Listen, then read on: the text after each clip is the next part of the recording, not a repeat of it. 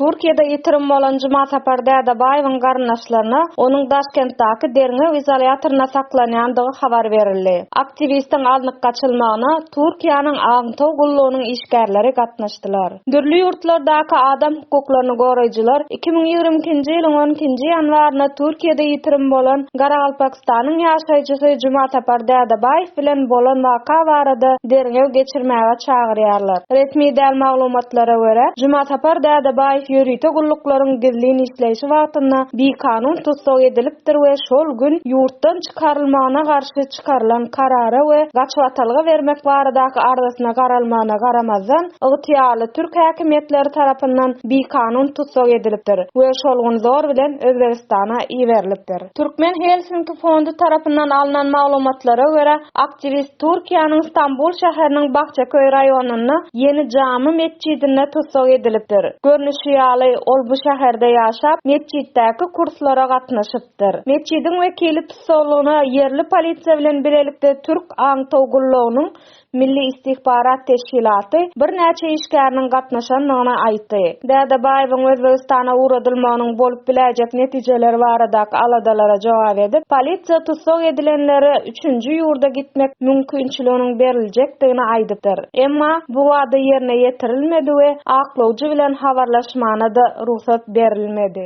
Aklawjy Abdulhalim Yılmazyň deslapky maglumatlaryna görä, 12-nji ýanwarda Gişlik Istanbul halkara howa menziline Dädebaýewiň serhetden geçendigini, ýöne haýsy uçuşdan Türkiýeden gidendigini we kimiň oňa ýollaşy bolandygy entek belli dälligini aýtdy.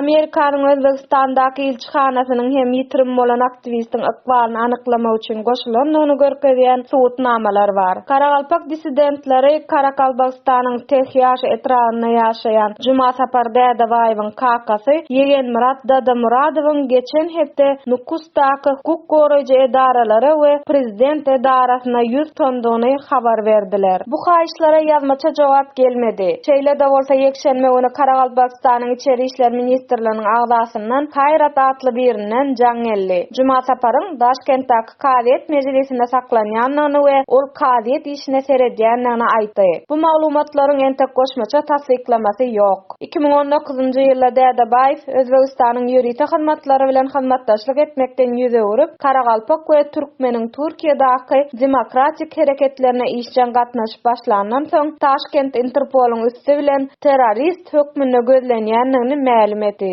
Özbek häkimetleriniň oňa haýsy jenaýat aýyplamalary ýönkäýänligi entek belli däl. Şeýle hem türk häkimetleriniň aktivistin garşyna şeýle işçen we açaçan kanun herekete geçmegine näme sebäp bolandygy entek belli däl. Esasan Merkez Aziýadan gelen köp dini we syýasy disidentleriň watanyna ýerlanandygyny, Türkiýede gaçwatalga tapanlygyny gözeňde tutsaň, 2020-2021-nji ýyllarda Dädebaýew 6 aý Türk deportasiýa merkeziniň birinde saklananyny, miting gullugynyň wekilleri onuň soraw gözlegine gatnaşdylar. Ýöne watanyna deportasiýa etmek islemediler. Dädebaýew gollamak üçin çäreler şu gün Moskwada we New Yorkda meýilleşdirilýär. Insan hukuklaryny goraýjy Bahram Hamraýew sosial ulgamlarda günertan sagat 1-de Moskwadaky Özbek ilçihanasynyň golaýyndaky meýdançada piket geçirjekdigini habar berdi.